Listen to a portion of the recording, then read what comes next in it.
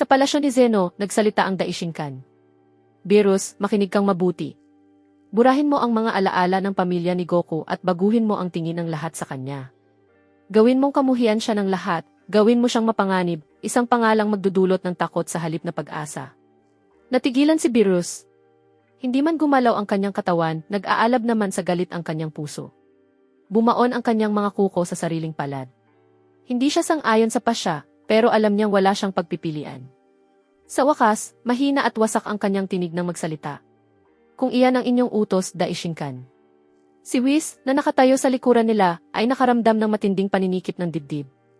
Gusto niyang tumutol, gusto niyang sumigaw, pero sapat na ang tingin ng kanyang ama upang patahimikin siya. Wala na siyang ibang magagawa kundi sumunod. Biglang isang matinis na halakhak ang pumutol sa katahimikan. Kung papayagan ninyo, Daishinkan, hinihiling kong ako ang bigyan ng misyon na patayin si Gohan, ang anak ni Goku. Nagulat si Whis. Nanlaki ang kanyang mga mata at nanginig ang kanyang tinig nang mapabulalas siya. Ano? Sa isip niya, pati ba si Gohan ang puntirya ninyo? Dahan-dahang lumingon ang Daishinkan, malamig ang kanyang tinig na tila talim ng espada. Alam ng lahat na ang batang iyon ay anak ng Diablo. Maaaring makuha rin niya ang kapangyarihang iyon, pero ang pagpatay sa kanya nang walang sapat na dahilan ay magdudulot sa atin ng mga problemang hindi natin kailangan. Sandali siyang tumigil, saka idinagdag. Ikukulong ko rin siya, pero hindi sa hell prison. Palihim na napangiti si Belmod. Gaya ng inaasahan, mahal kong Panginoon, alam ko na agad ang nasa isip ninyo.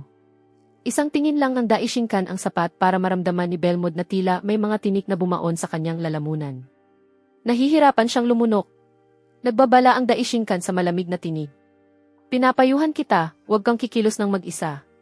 Sa loob ng hell prison, 50 taon na ang lumipas, pero 5 oras pa lang ang lumilipas sa labas. Malaki na ang ipinagbago ni Goku.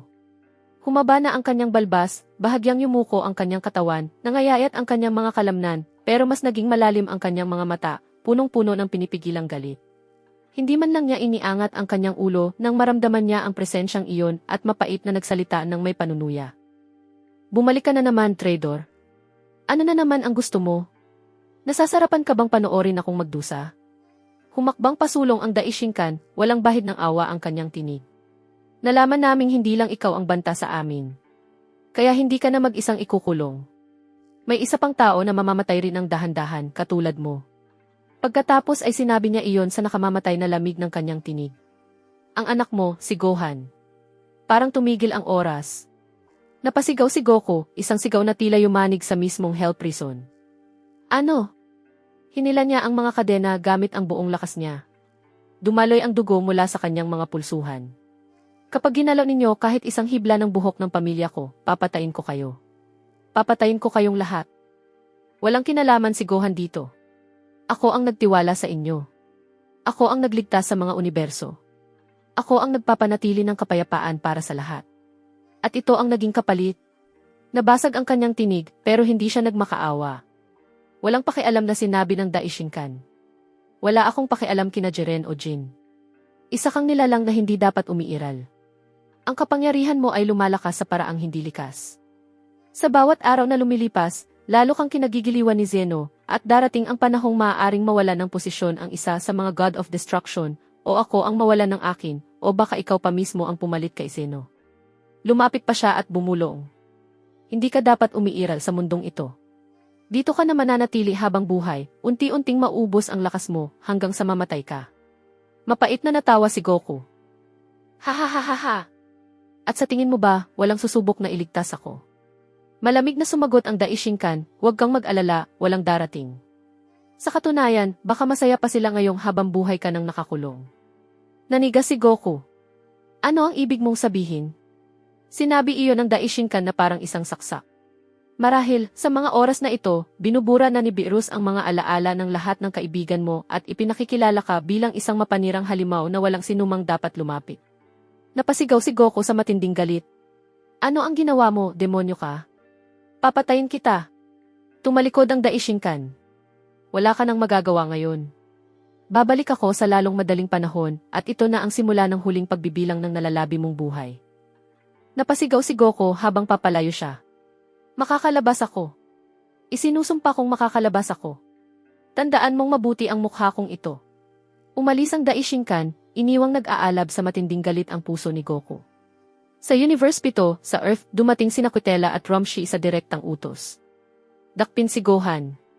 Kausap ni Gohan si Piccolo tungkol sa kanyang ama, tungkol sa kawalang katarungan at sa mabigat na katahimikan. Alam kong hindi iyon ginawa ng tatay ko sa sarili niyang kagustuhan. Naputol ang usapan nila nang magsalita ang isang malamig na tinig. Hindi mo na kailangang mag-alala. Muli kitang pagsasamahin ng ama mo. Lumingon si Gohan ng may galit at nakita niyang nakatayo mismo sa likuran niya sina Kitela at Romshi. Galit niyang sinabi na tila naramdaman ang pagtataksil. Ano ang gusto ninyo? Diretsahang sumagot si Romshi sa nakapangingilabot na lamig ng kanyang tinig. Sa utos ng Daishinkan, sasama ka sa amin. Hindi naligtas ang mundong ito hanggat narito kayong mag-ama. Lalo pang nag-alab ang galit ni Gohan hanggang sa magitngit ang kanyang mga ngipin. Humakbang pasulong si Piccolo, galit ngunit matatag ang kanyang tinig. Walang ginawang masama si Gohan. Kung iginagalang ninyo ang sarili ninyong mga batas, alam ng lahat na walang kinalaman si Gohan sa ginawa ni Goku. At dahil iginagalang ko ang katayuan ninyo bilang mga God of Destruction, umalis na kayo ngayon nang hindi gumagawa ng gulo. Mapanuyang nagtawanan ang dalawang God of Destruction. Pagkatapos ay nagsalita si Romshi. Mukhang gustong-gusto ng mga taga-Universe 7 na isubo ang sarili nila sa kamatayan. Naglaho siya sa isang iglap at lumitaw sa likuran ni Piccolo, saka ipinulupot ang kanyang nguso sa lig nito. Halos lumabas sa mga mata ni Piccolo ang matinding sakit. Napasigaw si Gohan at agad siyang sumugod para pigilan sila. Pero pinakawala ni Kitela ang enerhiyang hakain ng diretso sa katawan ni Gohan at agad siyang napabagsak.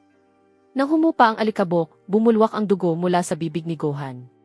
Pasuray-suray siyang nagsalita. Tumigil kayo. Sasama na ako sa inyo. Pabayaan niyo lang si Master Piccolo. Si Piccolo, habang halos mawalan na ng hininga, ay nagsalita. Gohan, tumakbo ka.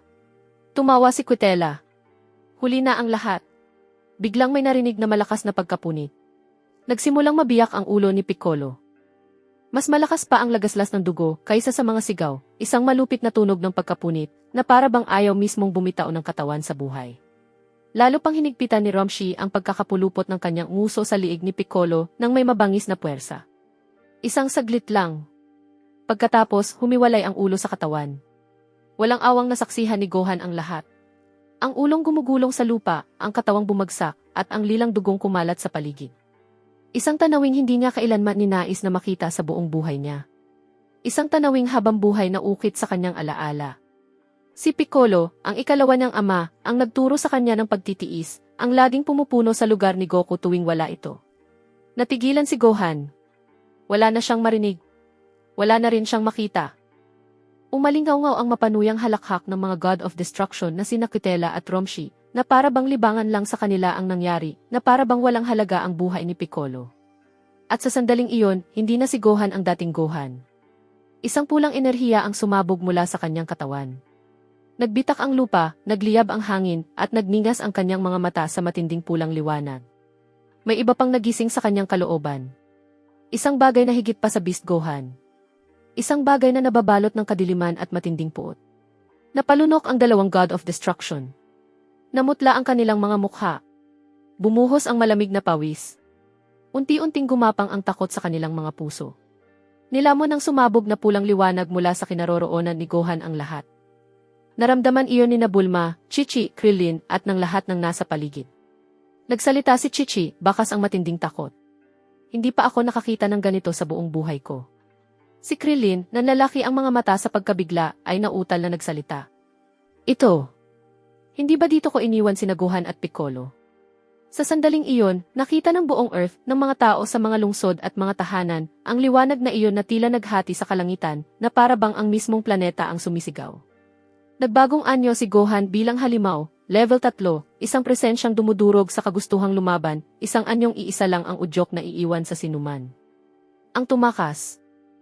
Ninais ng mga God of Destruction na lamunin na lang sila ng lupa kaysa harapin siya. Sa isang iglap naglaho si Gohan. Isang suntok ang dumiretso sa tiyan ni Kitela. Sa nakapangingilabot na bilis, tumilapon siya ng diretso sa magkakapatong na kabundukan. Nagkadurog-durog ang mga bato. Sumabog ang mga tipak ng lupa sa lahat ng direksyon. Kasabay nito, humarap si Gohan kay Romshi at mumiti ng nakapangingilabot. Sinunggaban niya ito sa liig, iniangat mula sa lupa, at sinakal gamit ang isang kamay. Nagpumigla si Romshi para makawala pero walang silbi. Ang pagkakahawak ni Gohan ay parang isang walang hanggang gapos. Sinuntok ni Gohan si Romshi ng ubod lakas at nayanig ang buong paligid. Sa sandaling iyon, dumating sina Beerus, Whis, at ang iba pa. Ang nasaksihan nila ay isang ganap na sakuna. Sapat na ang isang suntok ni Gohan upang mawasak ang mukha ni Romshi hanggang sa pinakakakilakilabot nitong anyo. Nagsalita si Vegeta, lubos ang pagkabigla. Ano ito? Patuloy na pinaghahampas ni Gohan si Romshi, suntok matapos ang suntok, bawat isa ipon ng matinding galit at pighati, hanggang sa wala nang maramdaman ang God of Destruction sa kanyang mukha at mawalan ng malay sa lupa. Pero hindi tumigil si Gohan. Isang mabangis na ngiti ang sumilay sa kanyang mukha, habang patuloy niya itong binubugbog kahit nakahandusay na ito. Maging ang lupa ay tila namimilipit sa sakit. Paulit-ulit na sinuntok ni Gohan ang kalaban, habang paulit-ulit ding bumabalik sa kanyang isipan ang pagkamatay ni Piccolo, lalo pang pinapaliyab ang kanyang puot. Nagpatubo siya ng matutulis na kuko na parang mga patalim, at nang ibabagsak na sana niya ang kanyang kamay, may narinig siyang isang nanginginig na tinig. Gohan, tama na. Dahan-dahan siyang lumingon. Tumago sa kanyang puso ang tinig ni Chi-Chi. Ayokong mawala ka rin. Nakita niya ang sariling refleksyon sa namuong dugo, isang mukhang hindi niya kailanman naging kanya. Mga matang walang awa, mukhang baluktot sa matinding galit, isang anyong hindi niya kailanman ninais na makita ng kanyang ina o ng kanyang nakababatang kapatid. Patuloy na umiiyak si Chi-Chi habang yakap-yakap ang natatarantang si Goten. Ayokong maging halimaw ka rin tulad ng ama mo. Ang mga salitang iyon ay tumama sa kanya na parang isang palaso. Sumikip ang kanyang dibdib. Nanginig ang kanyang enerhiya. Sunod-sunod na tumulo ang kanyang mga luha. Hindi lang dahil sa pagkamatay ni Piccolo o sa nakakatakot na anyong nakita ng lahat, kundi dahil ginawa nilang kasing kahulugan ng isang halimaw ang pangalan ni Goku. Hindi alam ni Gohan na sinimulan na ni Beerus na baguhin ang alaala ng lahat. Unti-unti niyang hinuhubog ang imahe ni Goku bilang pinakakakilakilabot na halimaw sa kanilang mga isipan. Ibinaba ni Beerus ang kanyang ulo at nanghihinayang na nagsalita sa sarili. Ako ang may kagagawa nito sa utos ng dakilang pari. Siya ang tunay na halimaw, hindi ikaw, Gohan. Ang tanging nagawa ko ay hayaang manatili kay Goten ang kanyang mga alaala, marahil balang araw ay maipaghihiganti kanya. Iniwas ni Whis ang kanyang tingin. Isang luha ang pumatak. Ayaw niyang masaksihan ang tagpong ito. Tiningnan sila ni Gohan, magulong-magulo ang kanyang damdamin, pero isang bagay ang tiyak niyang alam. Hindi mapapatawad ang pagtataksil at hindi na maibabalik si Piccolo. Itinaas niya ang kanyang kamay at itinutok ang kanyang enerhiya, kina Whis at Beerus, habang unti-unti silang umaatras. Kalmadong sinabi ni Whis na tila tanggap na ang mangyayari. Gusto mo bang gumawa ako ng pananggap para protektahan ka? Hindi lumilingon na sumagot si Beerus. Hindi, hayaan mo siyang gawin ang gusto niya. Karapat-dapat kaming mamatay sa kanyang kamay. Pero sa mismong sandaling iyon, binago ni Gohan ang direksyon ng kanyang pagsabog. Inunat niya ang kanyang matutulis na kuko at itinutok ang mga ito kay Romshi na nakahandusay sa lupa. Bago pa siya makakilos, isang napakalakas na dagok ang tumama sa kanya mula sa likuran. Malakas na bumagsak ang kanyang katawan sa lupa. Atake iyon ni Kutela. Sa kaawa-awa niyang kalagayan, pinakawalan niya ang puro at pinagsiksik na enerhiyang Hakae gamit ang lahat ng natitira niyang lakas. Pagkatapos ay nagsalita siya. Beerus, dinala mo ba ang Dragon Balls ng planetang ito, gaya ng iniutos ng dakilang pari? Alam mo naman kung gaano siya kahigpit. Hindi siya nagbibiro, hindi ba? Sinulyapan siya ni Beerus sa gilid ng kanyang mga mata at bumulong. Isinusumpa ko kayong lahat. Sa loob ng Hell Prison, basag ang tinig ni Goku habang nag-aalab sa galit. Pinagtaksilan ako ng lahat ng kilala ko, maging ng mga minahal ko. Naging kaaway nila ako.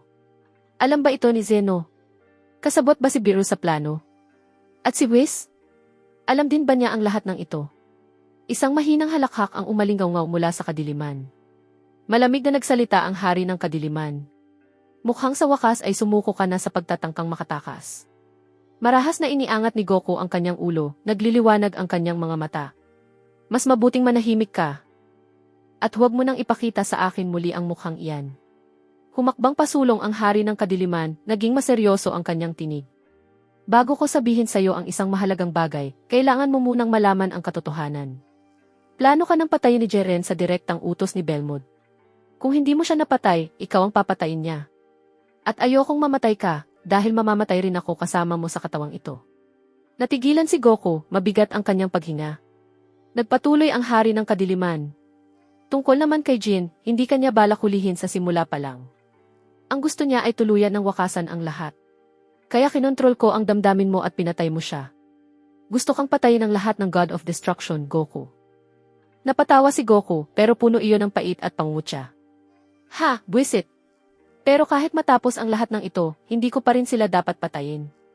Lumapit pa ang hari ng kadiliman at ang kanyang tinig ay tumago sa katahimikan. Makinig kang mabuti. Alam mo bang may paraan para makalaya ka rito? Hindi na nakapagpigil si Goku, pilit pinipigilan ang kanyang galit. Tigilan mo na ang pagbibiro. Hayaan mo ako. Makakahanap ako ng paraan para makaalis dito. Tumawa ang hari ng kadiliman, isang magaspang na halakhak. Mag-iisip. Tingnan mo ang balbas mo. 60 taon kang nag-isip pero wala kang narating. Hindi mo pa ba nauunawaan? Ako ang nakagapos sa maitim na kadenang ito dahil sa sarili kong kapangyarihan ng kadiliman, hindi ikaw. Tiningnan ni Goku ang mga kamay niyang nakagapos at nanginginig sa galit ang kanyang tinig. Ano ang ibig mong sabihin? Hindi mo ba nakikitang nakagapos ang mga kamay ko sa mga isinumpang kadenang ito? Paulit-ulit ko nang sinubukan. Halos hindi ko na nga maigalaw ang mga ito. Malamig na sumagot ang hari ng kadiliman. 30 taon na ang nakalipas mula nang huli mong subukang makawala. Kung gusto mong makatakas, kailangan mong itaas ang enerhiya mo hanggang sa sukdulan nito. Kailangan mong higitan ang hangganan ng Ultra Instinct. Napataas ng ulo si Goku sa matinding pagkabigla. May mas malakas pa ba kaysa sa Ultra Instinct? May kumpiyansang tumawa ang hari ng kadiliman. Ipinanganak akong tulad mo at namuhay akong tulad mo, pero sa isang magkatulad na mundo, ang mundo ng kadiliman. Kaya paano sa tingin mo ako nakamit ang kapangyarihang mas mataas pa sa kayang abutin ng mundo ninyo, lampas pa sa Ultra Instinct? Sa ibabaw ng Ultra Instinct ay naroon ang Absolute Dominance. Natahimik si Goku. Nanlaki ang kanyang mga mata. Nagbanggaan ang kanyang mga damdamin. Pagkatapos ay biglang nagsalita ang hari ng kadiliman sa nakapangingilabot na tinig. Alam mo ba kung ano na ang nangyayari sa anak mo ngayon? Bago pa niya matapos ang sasabihin, baliw na napasigaw si Goku. Hindi. Ayos lang ang anak ko. Sumabog ang kanyang matinding galit. Isang napakalaking bugso ng enerhiya ang kumawala. Nagsimulang magbitak ang maiitim na kadena. Nakatitig ang hari ng kadiliman sa nakapangingilabot na tanawin. May iisa lang na kondisyon para makamit iyon. Galit. Galit na hindi mapipigilan. Kailangan mong magalit, Goku.